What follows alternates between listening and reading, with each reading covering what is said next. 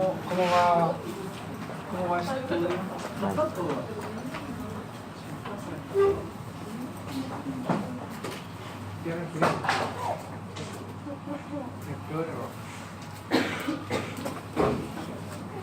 Bien, vamos entonces a continuar con clase de neurocráneo. Neurocráneo efectivamente va a quedar para la próxima evaluación, pero les va a servir igual, porque usted se va a dar cuenta cómo van haciéndose las descripciones de los huesos, van apareciendo estructuras que son súper complejas, pero súper lógicas a la vez. Y en esa lógica es que usted aprende a describir otras piezas óseas. Por lo tanto, de nuevo empezamos a ver que hay un proceso estiloides, de nuevo empezamos a ver que hay de nuevo procesos semilunarios, etc. Y ese tipo de cosas usted le dice, entonces los procesos estiloides son estos. Aproximadamente se ven todos iguales. Entonces esto igual le va a servir. Ahora, esta clase es tremendamente importante para lo que viene en cursos superiores, ya sea en morfología 2 o en neurociencias. Nosotros estábamos aquí, ¿cierto? Habíamos quedado en hueso frontal. Y en el hueso frontal habíamos descrito la cara que es anterior o la cara externa. Pero habíamos presentado la cara inferior, y en la cara inferior habíamos dicho que se dividía en dos porciones. Una porción central o mediana, que se denomina etmoido nasal, y una porción lateral que se denomina porción orbitaria. La porción orbitaria es poco accidentada, es cóncava, es una fosa, y mantiene una fosa que se denomina orbitaria, la cual tiene dos estructuras de importancia. Una por lateral es una fosa que se denomina fosa lagrimal, y por medial una rugosidad. Y esa rugosidad es para el cartílago, dijimos, de el músculo oblicuo superior del ojo, que se denomina tróclea, cartílago troclear. En cambio, en la parte más medial, y que es central y es más bien mediana, se denomina etmoido nasal. Y la porción etmoido nasal es como una herradura, ¿no? En esa herradura usted va a encontrar hemiceldillas, que son estas estructuras. Hemiceldillas que son etmoidales. Las hemiceldillas etmoidales van a mantener un conjunto de cavidades, o de hemicavidades, porque es la mitad de hemicavidades, que van a rodear esa herradura. Y por anterior, la hemicavidad más anterior va a estar abierta, esa, y la vamos a llamar a esa abertura el infundíbulo. El infundíbulo es la abertura de los senos paranasales que están en ese nivel, y corresponde al seno frontal, que es una expansión libre con aire, ¿ya? Por lo tanto, el seno frontal va a abrir a ese nivel a través del infundíbulo, y va a poder drenar su contenido a través de eso. Ese infundíbulo se va a conectar con la hemiceldilla del etmoides, porque se va a articular después. Y entonces va a caer todo lo que se drene a un espacio dentro del etmoides que corresponde con a nivel del cortete medio. Más bien del meato medio. También es importante recalcar estas estructuras que están con unas flechitas, que son los hemisurcos o hemicanales, pero dejémoslo como hemicanales porque efectivamente son más pronunciados. Y los hemicanales son etmoidal anterior y etmoidal posterior. Esos hemicanales etmoidales son para estructuras bien precisas. Son para la arteria etmoidal anterior y para la arteria etmoidal posterior. En conjunto con unos nervios por anterior, en conjunto con la arteria etmoidal anterior, va a llevar el nervio nasal interno. Y por acá va a llevar un nervio que se denomina esfenoetmoidal. Ambos son nervios sensitivos derivados de la primera división del nervio trigémino, que es quinto par craneal. Y más anterior a las celdillas, a las hemicanales, vamos a tener el conjunto de celdillas, todas las que se encuentran por anterior a este hemicanal, van a tener todas al meato medio. Las que se encuentran por posterior van a drenar al meato superior. Después vamos a conocer qué es un meato. Por mientras vamos a decir, una para el meato medio y otras van a ir al meato superior. Existe esta estructura que es vacía, que si usted la ve ahora y que se asemeja mucho, ¿cómo le colocaría esto usted? ¿Cómo lo llamaría?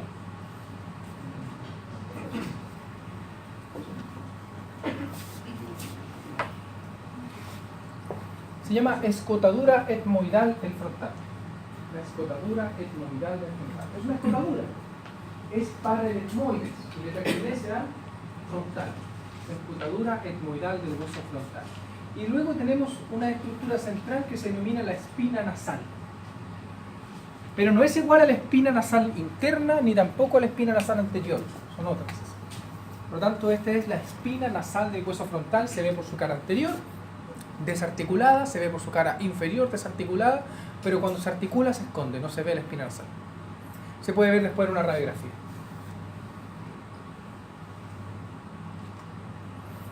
Ahí tenemos el conjunto entonces de hemiceldillas, fíjense, pintadas, hemiceldillas.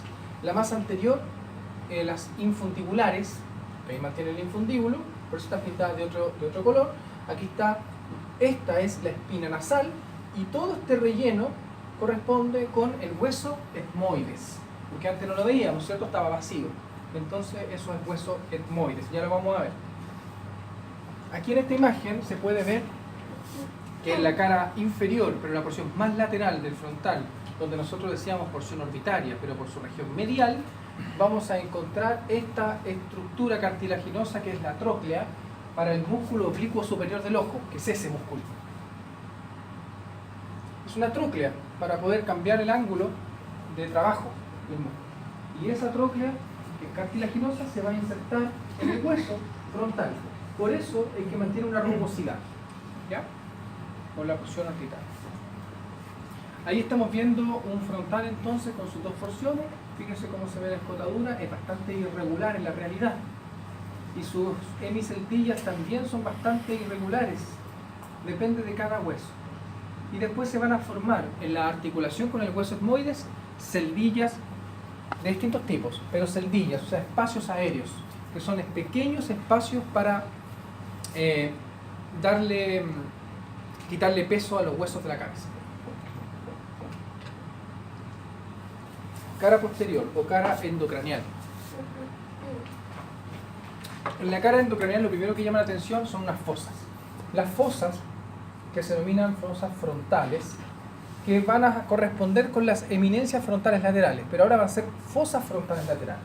En la región mediana nos vamos a encontrar con un surco, y ese surco es para el paso del seno sagital superior. O sea que aquí vamos a tener un seno.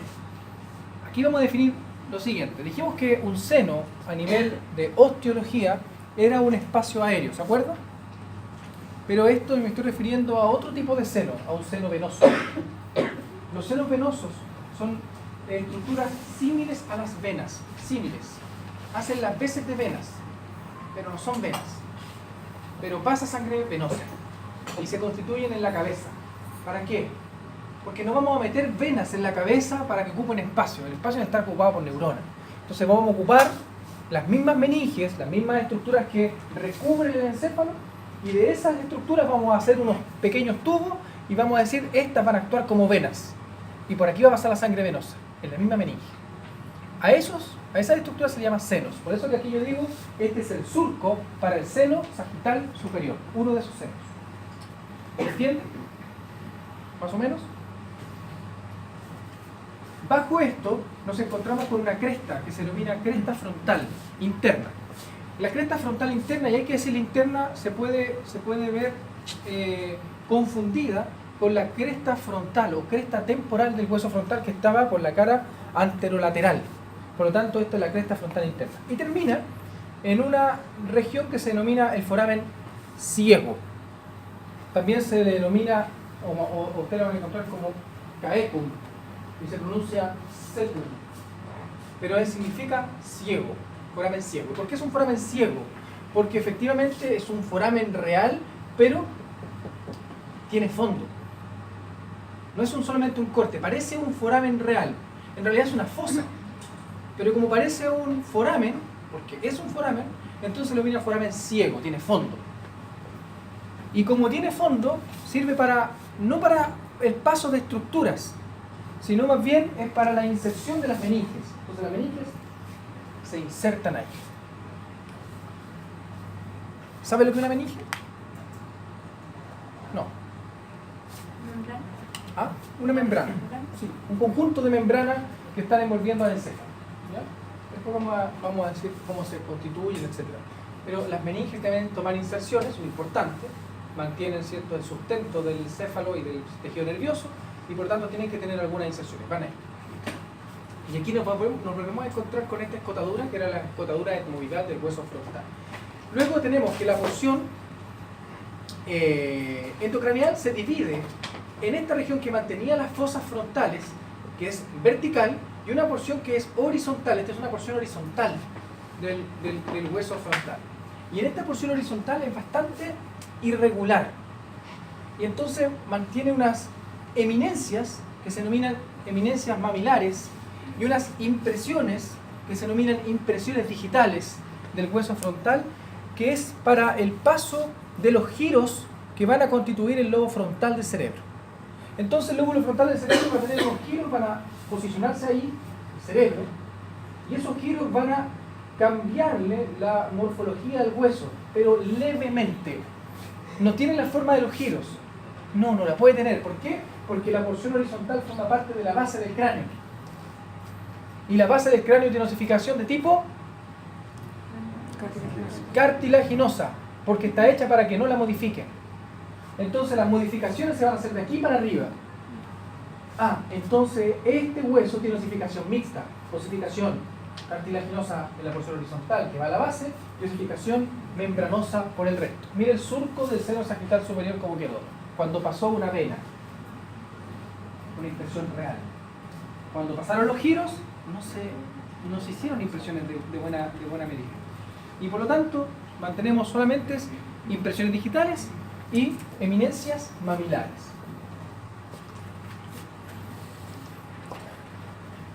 Adicional a lo que nosotros estamos viendo, aquí está el surco del seno sagital superior, ahí está la cresta, etcétera, etcétera. Ahí están las impresiones, las impresiones digitales, las eminencias mamilares, etcétera. Pero le estoy mostrando esto porque fíjense cómo se observan unos forámenes en el hueso. Unos forámenes que rompen la cortical interna, pero no alcanzan a romper la cortical externa. Solamente caen al díploe. Se denominan fositas granulares. Fositas granulares. Se encuentran en el hueso parietal, pero sobre todo, en el hueso frontal, pero sobre todo en el hueso parietal, la fosita granular. Y las fositas granulares son para que se alojen unas estructuras que se denominan granulaciones aracnoídeas. Y las granulaciones aracnoídeas son las que reabsorben la sangre que va pasando por los senos. Entonces, son estructuras importantes que van a estar en el hueso frontal, en el hueso parietal sobre todo, y algunas en el hueso occipital. Pero en general van a estar alrededor de los senos venosos, por eso que se ubican alrededor del seno sagital superior. El seno frontal también tiene una constitución interna, porque forma parte importante del conjunto de senos paranasales. Y los senos paranasales son estructuras aéreas que se conforman alrededor de la fosa nasal y van a estar constituyendo parte de huesos importantes del neurocráneo, como el hueso frontal, como en el hueso etmoides, como en el hueso esfenoides, etc. En el hueso frontal encontramos un seno frontal que está detrás del arco superciliar y que su extensión es muy variable. Puede estar septado, con septo, o puede estar libre. Puede estar con células aéreas o puede estar completo, y su extensión lateral es variable. Solamente hay una especie en el cual el seno frontal se mantiene tan largo, tan extenso, que llega al hueso parietal. Y es porque estas estructuras sirven no solamente para alojar o para aliviar el peso de la cabeza, sino también son cavidades de resonancia de la voz. Por lo tanto, le dan el timbre de la voz. Porque si usted tiene tapadas los senos paranasales, su voz es seca, no tiene profundidad cuando está resfriado, por ejemplo. ¿Ya? Entonces son cavidades de resonancia de la voz. ¿Quién necesita cavidad de resonancia de la voz así potente? Si necesita unos senos paranasales maravillosos, los elefantes. mantienen un seno frontal hasta el hueso parietal, es gigante. Aquí se ve, ese es el frontal, ahí se ve un seno, ese es el seno frontal. Y mire acá, otro seno, este es el hueso esfenoides, es el seno esfenoidal. Hueso parietal. El hueso parietal es un hueso del neurocráneo que forma parte más bien de la calota y por lo tanto tiene osificación de tipo membranosa. Y como tiene osificación membranosa, lo que pase por ahí lo va a modificar. Mire cuando pasó una fascia de un músculo y mire cuando pasó el margen de un músculo. Entonces, el hueso parietal tiene forma de una hoja de papel, pero obviamente convexa hacia la cara externa y una concavidad desde el endocráneo. Ahí tenemos un hueso parietal, pero tiene algunos detalles importantes para poder ser orientado y saber si es derecho o es izquierdo. El hueso parietal, por su cara externa o exocraneal, mantiene dos líneas importantes. Una línea superior, que es la línea temporal superior, y una línea inferior que se denomina línea temporal inferior. La primera para la inserción de la fascia del músculo temporal. La segunda para la inserción del músculo temporal propiamente tal. Forma parte importante de una región ósea llamada región temporal, que está constituida por la articulación de los huesos, y además tiene una posición tal que hace que un foramen que se ubica en el ángulo posterior y medial se ubique en la región externa y pase de lado a lado entre exocráneo y endocráneo. Entonces, fíjense ahí está el foramen. Y ese foramen se denomina foramen parietal. El foramen parietal es para el paso de venas emisarias, venas que comunican el cuero cabelludo con los senos venosos de la dura madre, porque también está conectado. Entonces, venas emisarias a través del foramen parietal. Y se ubica en el ángulo que es más bien posterior-superior. Fíjense también que este hueso tiene una estructura así como biselada en la región más inferior para dar paso a la articulación con la escama del hueso temporal. Y es efectivamente una articulación de tipo bisel. Bisel. Bisel. ¿Sabe lo que es un bisel? ¿No? ¿Sabe lo que es un espejo biselado? ¿Alguna vez ha visto un espejo biselado? ¿Ah? Exactamente, están cortados los márgenes, ¿cierto? En 45 grados. Entonces, o en una angulación. Por lo tanto, es como, imagínense este hueso, está cortado aquí, pareciera que está cortado, y pareciera que le dejan el espacio para que otro hueso se coloque, pegadito ahí. Eso es una articulación en bisel, o también llamada articulación escamosa, porque las escamas de un pez están puestas una sobre la otra, ¿cierto? Por lo tanto, articulación en bisel o articulación escamosa. Por su cara endocranial. En su cara endocranial nos volvemos a encontrar con el foramen, que se denomina foramen parietal para la vena emisaria. Pero además tiene una característica bien particular. Mantiene una serie de surcos que son labrados en el hueso, puesto su tipo de osificación es membranosa y se denomina el surco de la meningia media. O sea que la arteria meningia media labra la que se denomina hoja de higuera dentro del hueso parietal. Y esta hoja de higuera o surcos de la arteria meningia media están orientados de anterior a posterior y de inferior hacia superior. Por lo tanto, están orientados así medio oblicuo hacia posterior. De esa forma, usted sabe de qué lado es el hueso. ¿Se entiende? Ya. Entonces hay un labrado de la hoja de higuera que corresponde a la arteria meningia media. No cabe duda que eso tiene osificación membranosa, ¿no? ¿Cierto? Miren la visión endocraniana, que aquí le colocan visión inferior de la calota, porque está articulado con el hueso frontal y con parte del hueso occipital, pero ahí en el centro está en el hueso parietal. Y mire cómo se dan este conjunto de estructuras que se denominan las fositas granulares. ¿Para qué? Para alojar las granulaciones aracnoideas.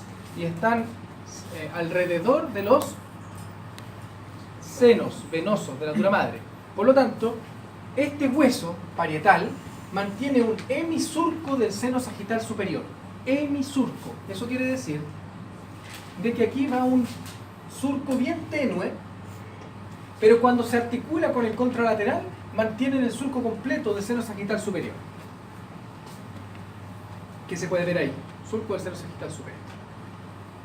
Occipital. El occipital es un hueso un poco más complejo. Tiene una osificación mixta. Tiene 5 centros de osificación, 4 estables y 1 inestable. Ese inestable normalmente forma un hueso accesorio, pero mantiene 4 centros de osificaciones que se disponen alrededor de una estructura que se denomina eminencia occipital externa, que es una estructura ósea que usted la puede palpar en la nuca, ¿ya? Que es una protuberancia. Por tanto, se puede denominar también la protuberancia occipital externa.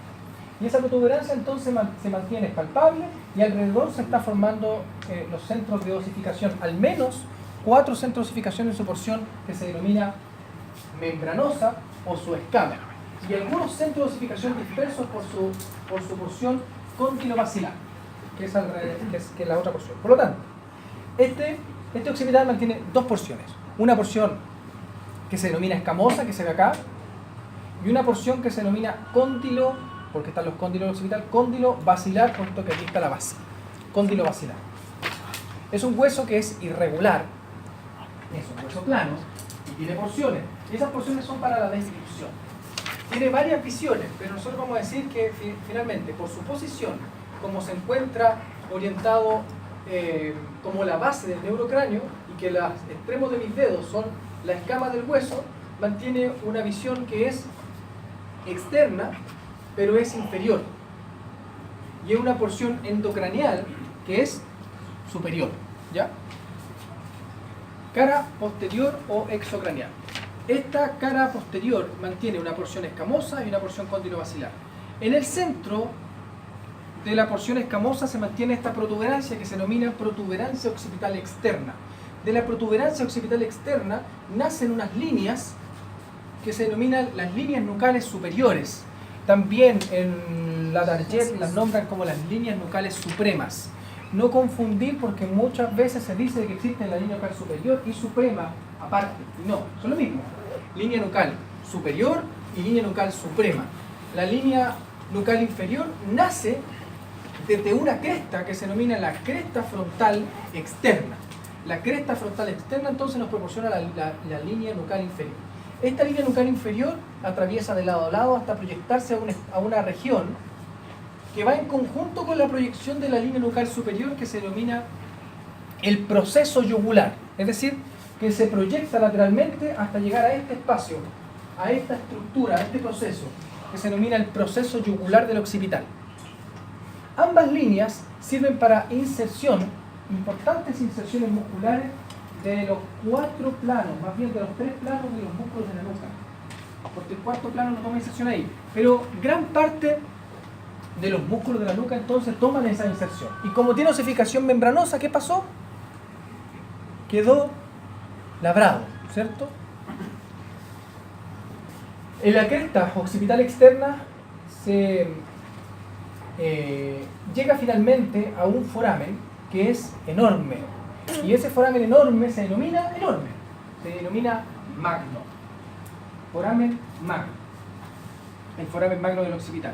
Alrededor del foramen magno se van a posicionar, y por lateral, 2 cóndilos, que se denominan los cóndilos del occipital y tienen forma de una huella plantar de un zapato, puesto que se iban a correlacionar, ¿cierto? Iban a articular con las huellas de zapato que tenía el hueso atlas. Perfecto. No nos vamos a ir a la porción cóndilo-basilar, solamente vamos a hablar de nuestra visión ahora, de nuestra imagen de la porción más inferior. Para poder observar la porción cóndilo-basilar, tenemos que cambiar la posición al hueso. Que antes nosotros estábamos viendo la escama y poco estábamos viendo los cóndilos. Una vez que hemos rotado un poco el hueso, vemos que la escama se perdió, pero vemos bien la porción cóndilo-basilar. Y aquí sí, el foramen magno y los cóndilos del occipital. A nivel de los cóndilos del occipital y sabiendo de que esto es anterior y esto es posterior, veremos que el cóndilo maneja forámenes que van a estar por anterior a él y forámenes que van a estar por posterior a él. El foramen que se denomina condilio anterior, foramen condilio anterior, está siempre perforado. El foramen condilio posterior es inconstante su perforación, pero existe siempre una fosa. Es decir, fosa condilia posterior y mantenemos una fosa condilia anterior. Pero en la fosa condilia anterior además existe un foramen condilio anterior y un conducto condilio anterior. Para el paso del nervio hipogloso, que es el 12º par craneal, nervio hipogloso, motor de la lengua. En cambio, por la región posterior mantenemos una fosa condilia posterior, que no siempre está perforada con un canal y un conducto, un conducto y un foramen. Es para el paso, cuando existe el foramen, es para el paso de plexos venosos que son de transición y que van a perforar los huesos para ir a incorporarse a los senos venosos. Pero algunas veces se constituyen esos plexos venosos ahí y forman solamente la fosa, ¿ya? Entonces vamos a tener siempre fosa condilia anterior, fosa condilia posterior, pero la fosa condilia anterior siempre va a tener un conducto, que es para el paso del nervio hipogloso. Por eso es que esta flecha pasó de lado a lado. Más lateral a eso, y más lateral a los cóndilos, mantenemos una estructura abultada que la habíamos visto anteriormente, que se denomina el proceso yugular del occipital. Y medial al proceso yugular del occipital mantenemos una escotadura, se ve escotadura, ¿cierto? Una escotadura que se denomina escotadura yugular, la escotadura yugular del occipital.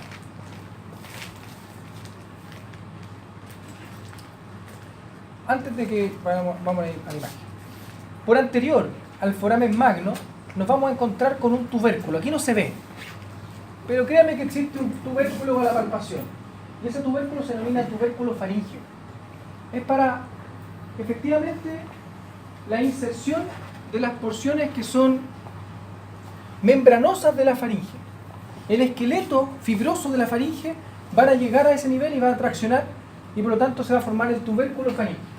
Anterior al tubérculo faríngeo va a haber una fosa que es palpable, pero casi no es visible, y se denomina fosa navicular, porque adivine que tiene forma de bote, alargada, fosa navicular. Y dentro de la fosa navicular, una pequeña fosita, que podría ser algo como eso, una fosita que se denomina fosita faríngea, pequeña, ínfima, cabe el ápice de una aguja. ¿Para qué es esa fosita? Era para el paso, es para el paso de los restos embrionarios de la hipófisis que pasó por ese nivel y luego el hueso se cerró. Porque la hipófisis tiene dos porciones, una que es neurohipófisis y adenohipófisis. Y una de ellas tuvo que pasar hacia adentro del cráneo, embriológicamente. Y para pasar tuvo que pasar por aquí. Entonces pasó, se fue al otro lado y esto se cerró. Y dejó un vestigio, que es la fosita faríngea. Por lo tanto tenemos un tubérculo faríngeo, tenemos una fosa navicular y dentro de la fosa navicular una fosita faríngea. Esta región se denomina región basilar del occipital. Región basilar del occipital. Pero si nosotros vemos esa misma región por endocráneo, se le denomina clivus. Clivus, o sea que la región basilar del occipital solamente en visión exocranial. Y es rugosa. Aquí entonces se puede ver, miren, eso que está ahí, apenas se ve, pero miren, es la fosa navicular.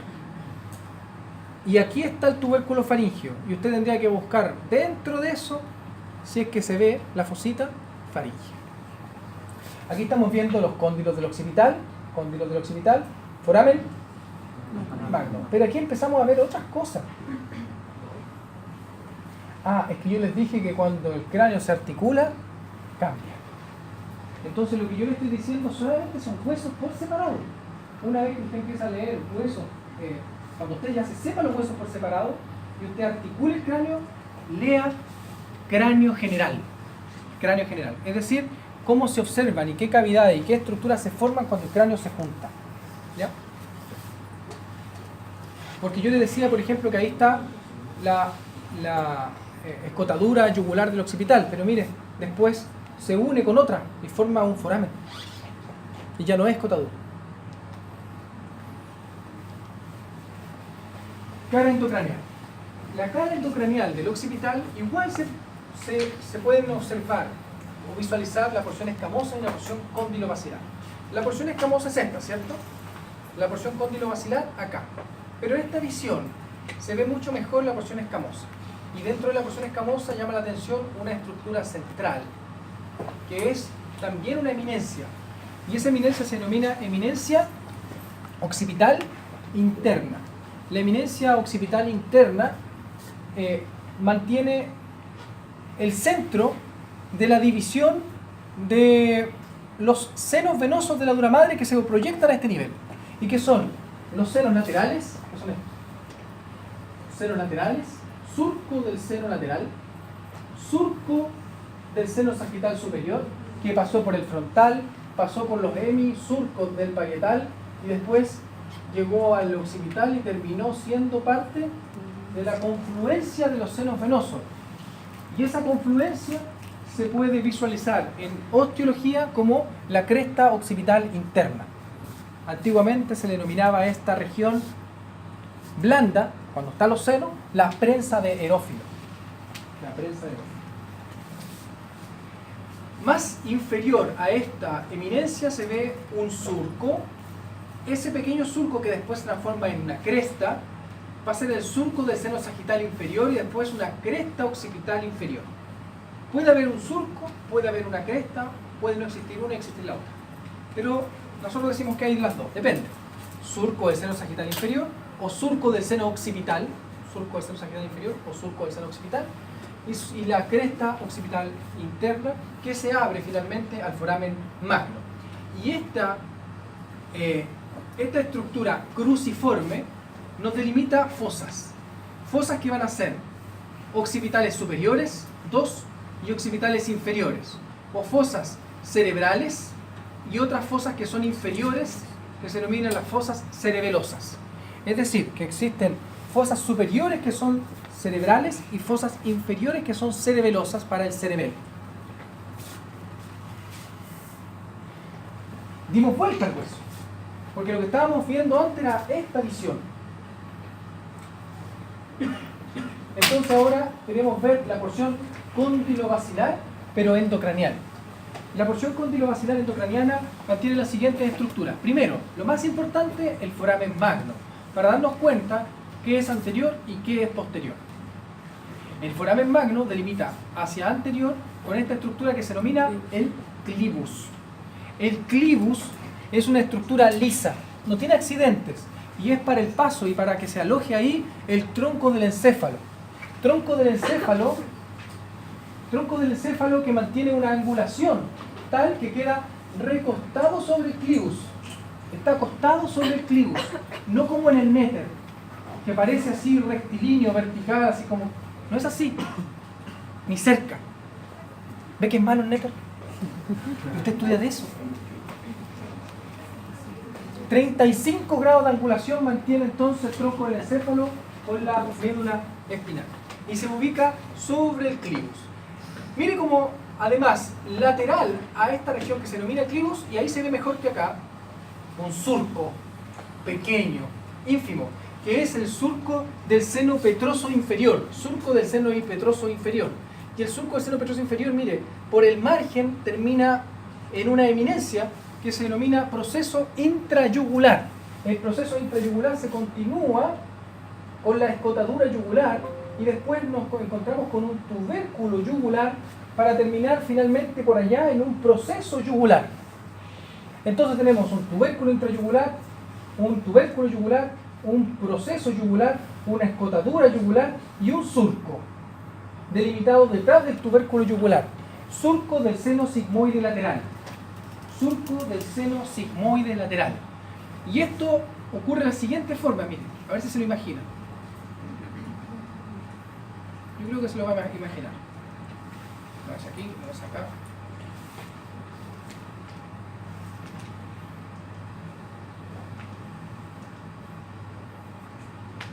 Miren.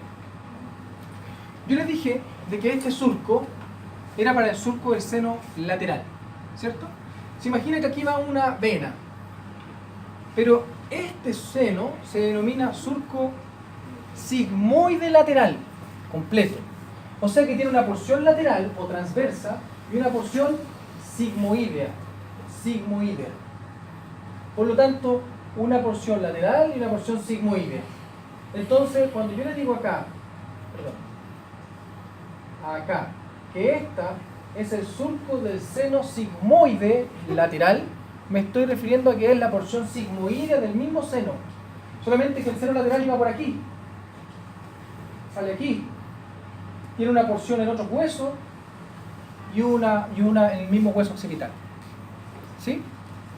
Entonces nos vamos a encontrar que, por ejemplo, el parietal en su ángulo inferior y anterior mantiene también un surco para esto. Surco del seno sigmoide. Y el occipital también. O sea que en la articulación con el parietal que se da a este nivel, se ubica el surco del seno sigmoide.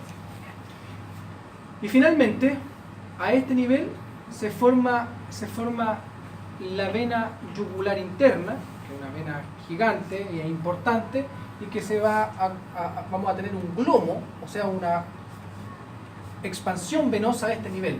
Por eso se forma esta estructura como escotadura, que después va a tener otra escotadura y va a formar un foramen yugular para el paso y la formación de la vena yugular interna. Creo que no quedó nada. Bueno, si quedó, usted lo estudia por su cuenta. Etmoides.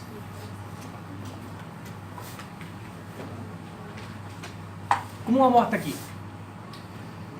¿Dudas? Esto es complejo, ¿eh? No es tan sencillo. Porque va a tener que a lo mejor meterse en otras cositas levemente para poder entender esto. Cuando yo le digo sobre un surco de un seno, cuando yo le digo de que una estructura pasa por un foramen, no le quiero complicar la existencia. Si usted quiere, no se lo aprenda o no se lo voy a preguntar. Lo que yo quiero es que usted tenga una visión integral de que esos forámenes no están para nada, de que un foramen o una fosa algunas veces se forma y otras veces no, porque siempre al paso de un nervio tiene que formar siempre, pero si es para una vena no es tan importante, puede ser inconstante. Entonces usted puede pensar, como este es para vena, puede no existir, pero este es para una arteria, entonces si pasa una arteria, este va a existir siempre. Ese tipo de cosas son conclusiones que usted debe llegar. Hueso etmoides. Aquí empieza el neurocráneo. El hueso etmoides es un hueso pequeño, irregular, neumático, plano, de osificación cartilaginosa total, que se ubica en la base del cráneo en la porción anterior. Es un hueso que tiene la forma de un cubo, aproximadamente, ¿cierto? Pero es un cubo de 7 caras. ¿Ha visto uno alguna vez? No. Eso sería aquí. Un cubo de 7 caras. ¿Por qué? Porque tiene una cara posterior, una cara anterior, una cara superior, una cara inferior, una cara lateral. Pero además tiene caras mediales. O sea que después la visión se mete aquí.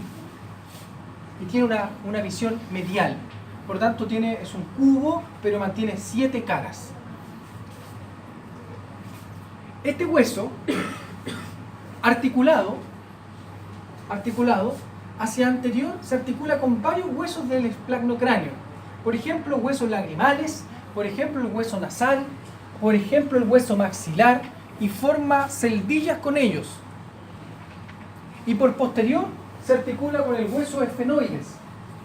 Este hueso mantiene una lámina, que es eso, ahí se ve una parte de la lámina que se denomina lámina perpendicular del etmoides, o sea que mantiene una lámina vertical y una lámina horizontal, como una cruz. Lámina vertical y una lámina horizontal. Y además a la lámina horizontal se le adicionan 2 estructuras que se denominan masas laterales del hueso etmoides. Y en las masas laterales del hueso etmoides se forman unos laberintos internos y se le denomina el laberinto etmoidal. O sea, tenemos una lámina vertical, una lámina horizontal, masas laterales y un laberinto etmoidal en el centro.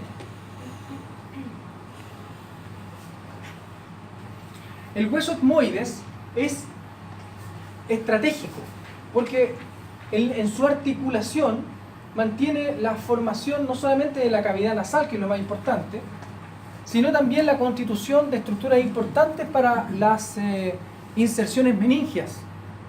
Las estructuras que se proyectan al endocráneo son para las meningias. Y además mantiene una articulación estratégica con el hueso esfenoide, formando parte de celdillas con él y cerrando el seno esfenoidal. Por lo tanto, su posición, a pesar de ser un hueso pequeño, que usted cuando lo ve en la realidad va a decir, ¿y esto era? Es un hueso central. Lo que usted ve en un cráneo articulado es solamente un quinto del hueso esfenoide vista endocraniana. El resto del hueso se ubica debajo del frontal, puesto que el frontal tenía una porción que estaba dada para él, ¿se acuerda? Que tenía hemiceldillas. Por lo tanto, una vez que se articulan los dos, forman las celdillas etmoidofrontales de toda clase, anteriores, posteriores, infundibulares, etc. Y deja solamente visible un quinto de hueso. Y en ese quinto de hueso se va a estar conformado por una expansión ósea que se denomina el proceso Crista-Galli, o cresta de gallo, el proceso Crista-Galli, que mantiene dos vertientes, y un surco que se denomina surco olfatorio, para la incorporación del nervio olfatorio. Así se constituye el hueso etmoides de manera esquemática. Una lámina perpendicular o vertical, una lámina horizontal y las masas laterales y un conjunto de estructuras que forman el laberinto etmoidal. Entonces, la lámina vertical está atravesada por la lámina horizontal y dividiéndola en un quinto superior y 4 quintos inferior. Ese quinto superior forma el proceso Crista-Galli. Este quinto superior forma el proceso Crista-Galli. Y el resto queda como parte del tabique de las fosas nasales. Y se denomina la lámina perpendicular del etmoides. Lámina perpendicular del etmoides. La lámina horizontal está atravesada por el centro por la lámina vertical del etmoides y dejando un quinto visible, es ese quinto, como surco olfatorio, y el resto del hueso forma las masas laterales y las masas laterales se articulan con el frontal, entonces forman esas hemiceldillas, celdillas completas, porque es esquemático. Entonces lo que usted está viendo del etmoides es eso, vista desde superior, eso.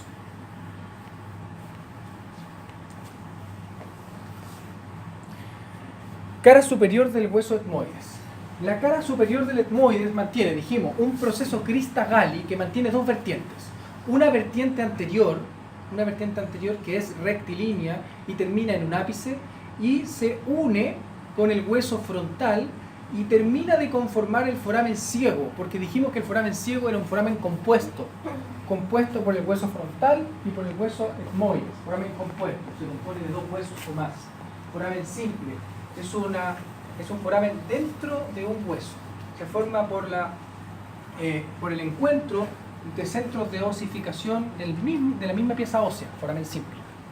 Pero el foramen compuesto se estructuran por centros de osificación de huesos distintos. Cuando se encuentran, forman una abertura, forman un foramen que se denomina foramen ciego. El foramen ciego y el proceso Crista-Galli para inserción meningia. Pregúntale a la profesora Paola cómo era sacar un cerebro. Horas aquí metiendo cuchareta, de todo, porque esto no se saca así nomás. O sea, usted decalota un cadáver, quiere sacar el cerebro y las meninges están enganchadas en distintas porciones. Pero una de sus fuertes fijaciones, aquí y aquí, en la hendidura etmoidal. Y una vertiente posterior de la Crista-Galli. La vertiente posterior es oblicua hacia posterior y se une con el cuerpo del hueso esfenoides en una estructura que se denomina la cresta etmoidal del esfenoides y deja entonces, dijimos, visible una lámina que nosotros la decimos como surco olfatorio, macro, surco olfatorio, pero cuando queremos ver las estructuras que se ubican dentro, hablamos de la lámina cribosa del etmoides, porque efectivamente es cribosa, acribillada, perforada, perforaciones múltiples. Entonces está acribillada y se denomina lámina cribosa del etmoides, y esos forámenes tienen, aunque usted no lo crea, un orden. Tiene un orden que está dado en hileras de anterior a posterior, siendo la formación de 3 hileras: una hilera medial, una hilera intermedia y una hilera lateral. La hilera medial y la lateral son forámenes más amplios y las intermedias son forámenes más pequeños, igual como lo ve ahí. Y más encima mantiene una cantidad de forámenes más numerosos por área de superficie por anterior que por posterior. Y de estos forámenes pequeñitos hay 2 que son constantes. Uno es eso, que se denomina la hendidura etmoidal, no tiene fondo. Perdón, tiene fondo. O sea que no es un foramen para el paso de un nervio. Es solamente para inserción meningia, la hendidura etmoidal. Y se encuentra por medial, está pegado a la crista gálica. Y otro, que es un foramen anterior, que es un poco más lateral, que se denomina el foramen etmoidal anterior. Foramen etmoidal anterior. El foramen etmoidal anterior es para el paso de la arteria etmoidal anterior, que lo habíamos visto anteriormente. Arteria etmoidal anterior. Y un nervio que se denomina nasal interno. Nervio nasal interno y la arteria etmoidal anterior pasan por ahí. Y se van a constituir pasando por dentro hacia los canales etmoidales, que se iban a conformar por las hemicanales del etmoides y del frontal. Cuando están articulados forman un conducto. Y por ahí van a pasar estas 2 estructuras. O sea que estos son estructuras que van a estar neurovasculares para la irrigación o la inervación de las fosas nasales.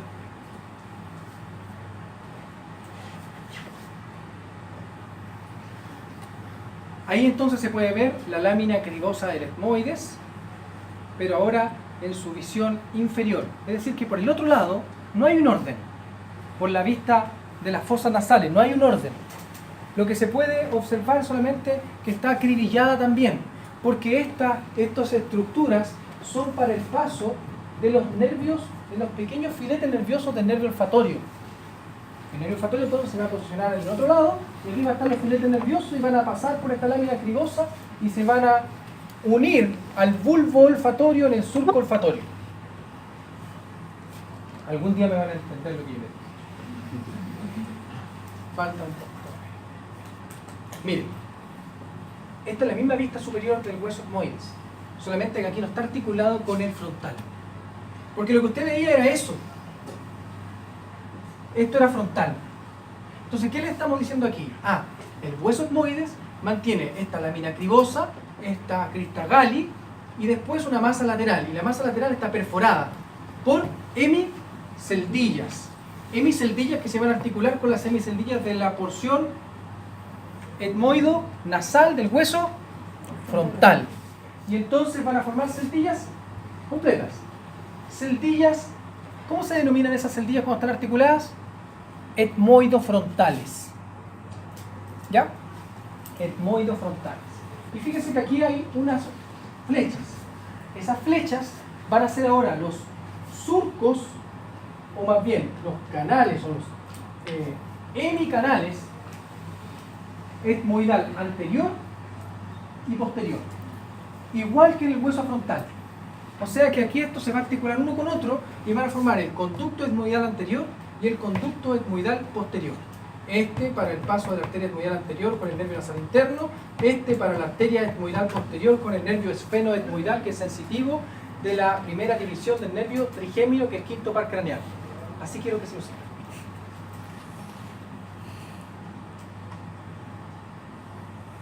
Fíjese lo que yo les decía, están orientadas por anterior mucho más acribilladas, por posterior menos acribilladas, por lateral y por medial más amplios los forámenes y por el centro más pequeños.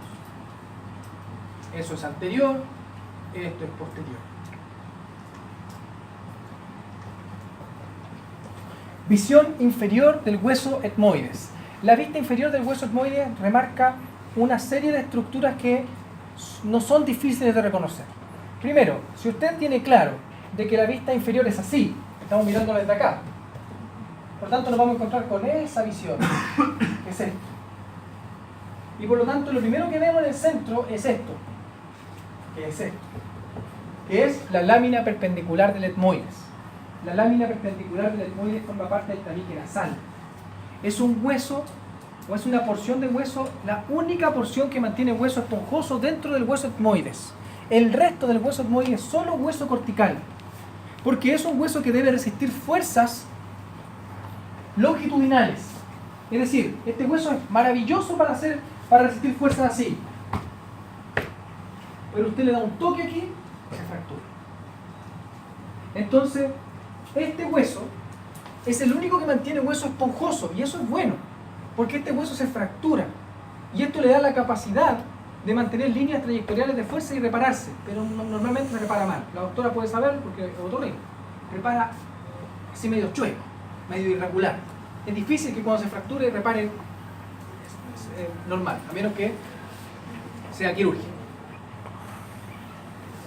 Esto, por lateral a la lámina perpendicular del etmoide, mantenemos un surco, un espacio, y después nos encontramos con una estructura ósea que se le llamaba cornete medio, pero ahora concha nasal media.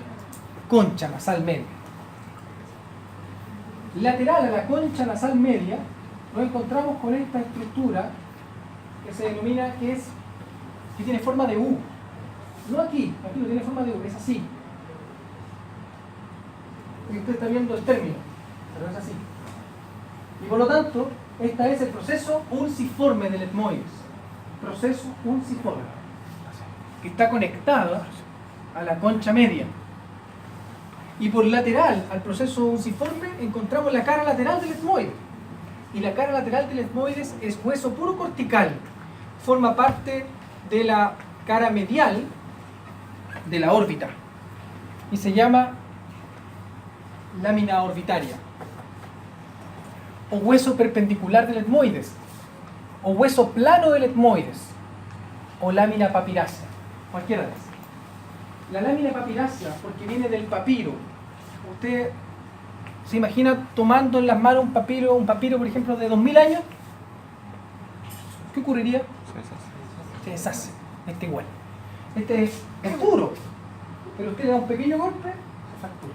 Y normalmente en las fracturas de cráneo, cuando se denominan, más bien de cara-cráneo, que se denominan Lefort, se fractura este hueso. Se puede llegar a fracturar. La lámina orbitaria. ¿Qué es esto? Porque aquí se ve macizo, pero es que estos son puras cavidades aéreas, ¿no? Si aquí dentro hay un laberinto, se denomina laberinto etmoidal. Entonces, hemos dicho que la cara inferior del etmoide mantiene una serie de estructuras. Fíjense lo que ocurre en su cara posterior. Y la cara posterior sirve para entender la cara inferior también. Porque en la cara posterior del etmoides nos encontramos con una estructura, esta, que no es visible por la cara inferior. Se denomina concha nasal superior o cornete superior. La concha nasal superior. Y la concha superior, fíjense, no se veía por la visión inferior porque era tapado por la concha media. Y aquí se da una cosa interesante. Primero, la concha nasal superior y la concha nasal media horizontalmente están al mismo nivel. Nacen las dos al mismo nivel. Solo que la concha nasal media se expande más hacia medial y termina por esconder la concha nasal superior. Por lo tanto, si usted mira un hueso etmoide por anterior, no ve la concha nasal superior. Si la ve por inferior, tampoco ve la concha nasal superior. Tiene que ser visto desde posterior. Y por posterior se ve perfecto. Ahí está, la concha nasal superior. Entonces, pasa lo siguiente. En esta vista podemos observar que el espacio que se ubica entre la lámina perpendicular y la concha media, pero aquí va a estar en el fondo la concha nasal superior, se denomina meato, un meato superior. Entre la concha nasal media y la lámina orbitaria vamos a tener el meato medio. Meato medio. O sea, aquí tenemos el meato superior y por acá tenemos el meato medio. Y aquí estamos viendo la concha superior, perdón, la concha media. Y esto es el proceso unciforme. Por posterior entonces mantenemos no solamente estas conchas, sino también esas celdillas, o más bien hemiceldillas. Y esas hemiceldillas van a articular por detrás con el esfenoides. El esfenoides va a llegar acá, se va a articular y va a formar las celdillas esfenoetmoidales. Esfenoetmoidales, que no son igual que los senos esfenoidales que se encuentran más por superior. Estas son celdillas esfenoetmoidales. Por la cara anterior, fíjese que mantiene un conjunto de hemiceldillas. Estas son más pequeñas, pero son más numerosas, puesto que por anterior el hueso etmoide se articula, y lo dijimos, con el hueso lagrimal, pequeño, no lo hemos visto, es el placnocráneo, revisen, hueso lagrimal y hueso maxilar, y también con el hueso nasal, pero va a formar estas hemiceldillas que se denominan etmoidolagrimales y etmoidomaxilares. Por anterior entonces mantenemos las celdillas etmoidolagrimales y etmoidomaxilares. Y se puede ver la lámina perpendicular del etmoides, la crista galli, la masa lateral, la concha media, el proceso unciforme, pero no podemos ver la concha superior por la vista anterior. Entonces, de esa manera sabemos que una es vista posterior y esta es vista anterior. No hemos hablado de porque dijimos que había una concha superior, una concha media, que ambas son parte del hueso etmoides, pero existe una concha inferior, que se articula con parte del proceso unciforme, y que esta concha inferior, o cornete inferior, es un hueso de esplagmocráneo, es un hueso de la cara. No lo vamos a hablar ahora, pero de todas maneras va a formar entonces parte de las fosas nasales, ¿ya? Y fíjese acá, esto es una vista medial, y en la vista medial se puede ver la lámina perpendicular del etmoides. Esto es la lámina perpendicular articulando con los huesos nasales en su vertiente superior, y en su vertiente inferior está articulando con el hueso de la cara que se denomina hueso Bomer. Hueso Bomer. Esta articulación luego se sinostosa. Es la última articulación del cráneo general que se articula. Se articula en la vejez, perdón, que se osifica. Se osifica en la vejez. En la vejez. Y forma parte todo del tabique nasal. Y aquí va a estar articulado un cartílago nasal. Por lo tanto, todo esto es tabique nasal. ¿Qué le quiero decir con esto? Que la lámina perpendicular del etmoides, que usted la veía como una línea, tiene un volumen hacia posterior, antero-posterior. Y tiene vertientes. Y se articula con los huesos de la cara. Y forma parte del centro de la cavidad nasal. Si nosotros sacamos esto, nos encontramos con esto. Esto sigue siendo cara medial, solamente que no está en el centro. Esta es la cara mediana. Esto es cara mediana. Hay un... Disculpe, lo que estaba en rojo no era parte del etmoide, ¿cierto? No. Esos son huesos de la cara, ese fenoide, ese hueso nasal, ese hueso de la concha inferior, el hueso de la cara. Ya.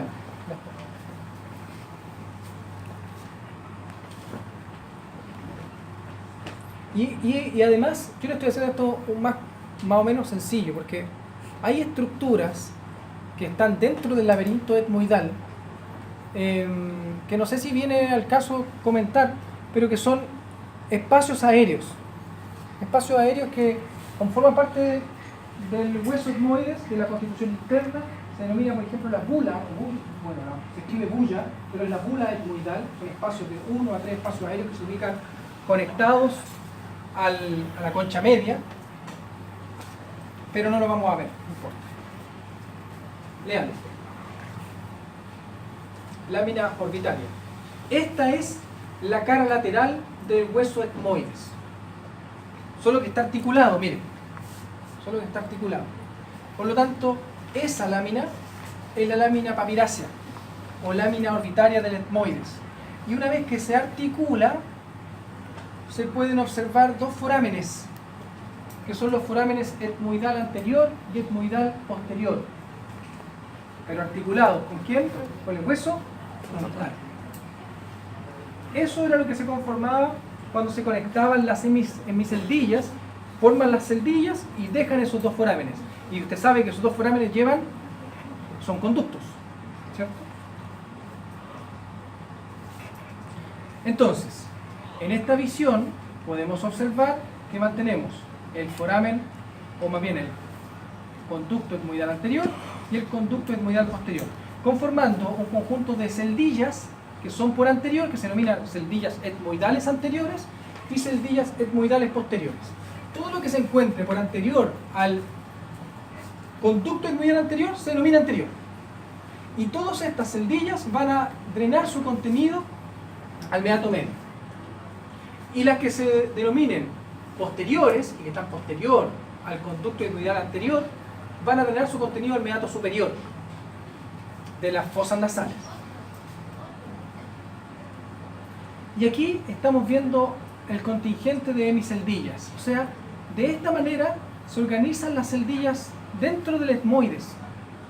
O sea que el etmoide además está perforado, tiene cavidades en el centro. Y si nosotros hacemos cortes seriados de él, vemos que tiene celdillas. Por ejemplo, aquí estamos viendo las celdillas etmoidomaxilares. Estas son las celdillas propias del etmoides. Y estas son las celdillas que van a formarse con el hueso esfenoides. O sea que estas son las celdillas esfenoetmoidales. Y ahí está el hueso etmoides articulado. Ah, claro que es estratégico. Si articula perfectamente con el frontal, forma parte de endocráneo, formando parte de exocráneo, forma parte de las cavidades comunes de la cara, como por ejemplo la órbita, forma parte importante de la órbita, la sostiene, forma parte importante de la cavidad nasal. Se articula con los huesos central de la cara, que es el hueso maxilar. Se articula con los huesos que conforman el tabique nasal. Es un hueso que se articula con todo. Y ahí se ve, ínfimo, en la fosa craneal anterior. Pareciera como más importante el hueso frontal, pero debajo del hueso frontal hay algo mucho más grande, que es el hueso etmoides. Descansemos un minuto y continuamos.